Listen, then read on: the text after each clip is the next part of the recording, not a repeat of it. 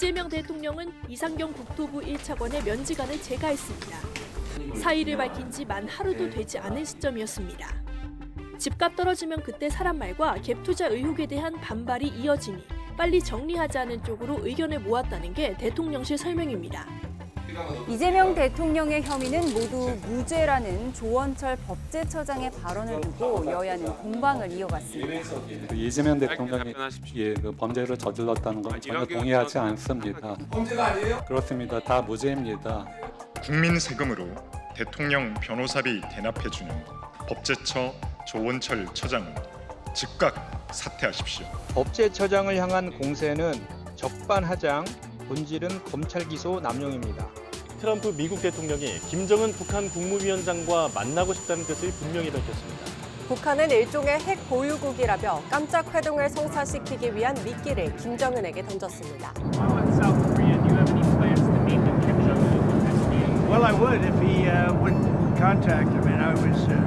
현직 대통령의 형사재판을 멈추도록 못 박는 재판중지법이 더불어민주당 내에서 다시 힘을 얻는 분위기입니다. 재판 중지를 규정한 형사소송법이 지금 본회의에 계류 중에 있습니다. 정청래 대표님한테 이거 빨리 통과시킵시다 라고 건의를 했습니다. 국민의힘은 민주당이 이재명 대통령 오직 한 사람을 위한 사법부를 만들기 위해 사법개혁을 추진하는 거라고 날을 세웠습니다. 만약 더불어민주당이 재판중지법을 통과시킨다면 그 즉시 이재명 정권이 중지될 것입니다. 국회 과방위원장인 민주당 최민희 의원의 자녀 축의금 논란이 잦아들지 않고 있습니다. 대기업과 언론사 등 피감기관 관계자들의 이름과 축의금 액수를 적은 메시지가 본회의장에서 포착되면서 다시 불이 붙었습니다.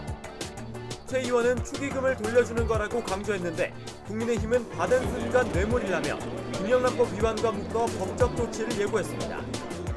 더불어민주당은 축의금을 반환하면서 국민 눈높이에 맞게 처신했다고 감싸면서도 복잡한 심경을 감추지 못했습니다. 아시아 태평양 경제협력체 APEC이 경주에서 최종 고위관리 회의를 시작으로 공식 일정에 돌입했습니다. We face the important task of concluding the discussions of APEC 2025 and preparing to translate them into the tangible outcomes of the leaders' meeting. 다음 달 6일 열리는 대통령실 대상 국정감사에 김현지 부속실장이 나오지 않는 걸로 확정됐습니다.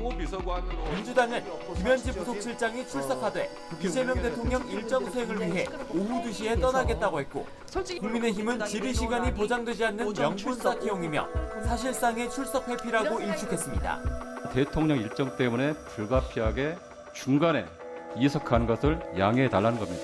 민주당이 내놓은 안이 오전 출석, 오후 불출석이라는데요.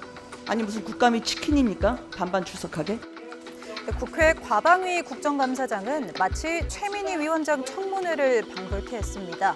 축의금 논란 등으로 야당은 공세를 강화했지만 최 위원장은 무경쟁 주관을 선언한 민주당의 기조에 발맞춘 듯 대응을 자제했습니다.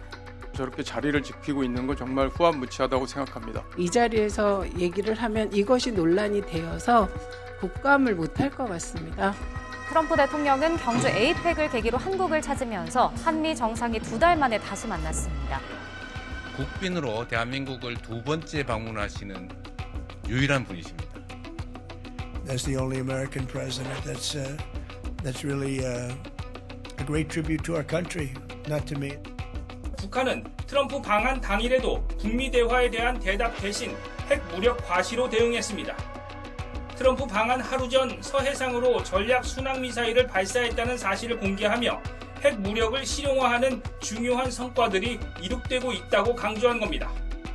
석 달간 치열한 줄다리기를 벌여온 한미 간의 관세 협상이 극적으로 타결됐습니다.